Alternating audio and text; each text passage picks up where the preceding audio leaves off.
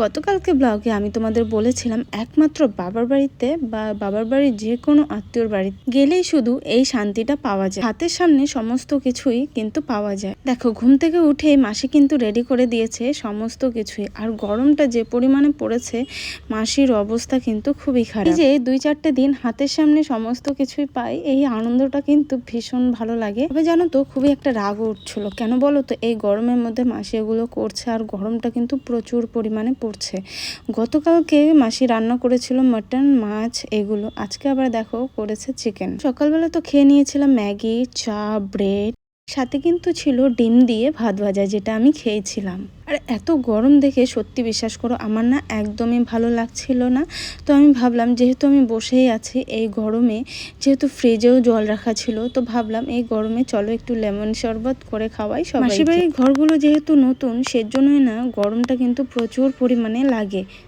দিনের বেলায় মাসিদের নতুন ঘরে থাকলেও রাত্রেবেলা কিন্তু আমরা কেউই এই ঘরে ছিলাম না, প্রত্যেকেই কিন্তু ছিলাম মাসিদের পুরানো ঘরে। ওই যে এতটা পরিমাণে গরম, এই ঘরে কিন্তু একদমই থাকা যাচ্ছিল না। তো দেখো, মোটামুটি কিন্তু লেমন শরবতটা আমি কিন্তু রেডি করেই নিয়েছিলাম।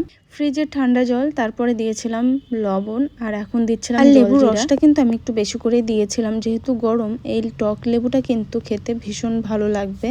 এই গরমে লেবুর শরবতটা তোমরা জাস্ট একবার খেয়ে দেখো, জাস্ট অসাধারণ ভালো লাগে, এটা আমি তোমাদেরকে 100% কথা দিচ্ছি।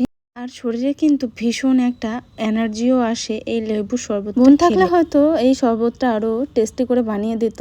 তো যাই হোক, আমি যতটুকু পেরেছি আমার মতো করে বানানোর চেষ্টা করেছি।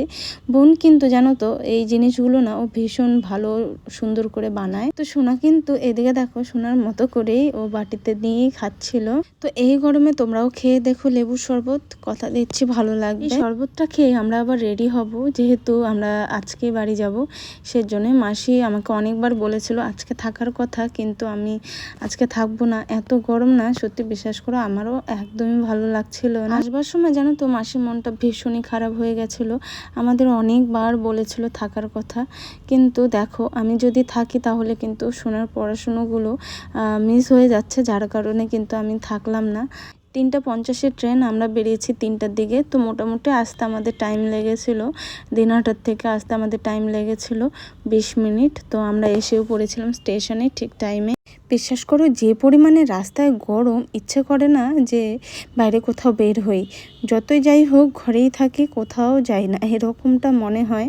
তো যাকগে, এসেই দেখো ড্রেসপত্র সব চেঞ্জ করে এখন ঘরদুয়ার সমস্ত কিছু পরিষ্কার পরিচ্ছন্ন করে নিজে একটু রেস্ট নেব। ওনাকে তো পাঠিয়েছিলাম টিউশনে, যেহেতু অনেকটা তাড়াতাড়ি আমরা এসেছিলাম 5:15 নাগাদ, সেজন্যই হাতে অনেকটা সময় ছিল। সোনাকে কিন্তু আমি টিউশনে পাঠিয়েছিলাম। তো চলো প্রত্যেকে টাটা, আজকের এই ব্লগটা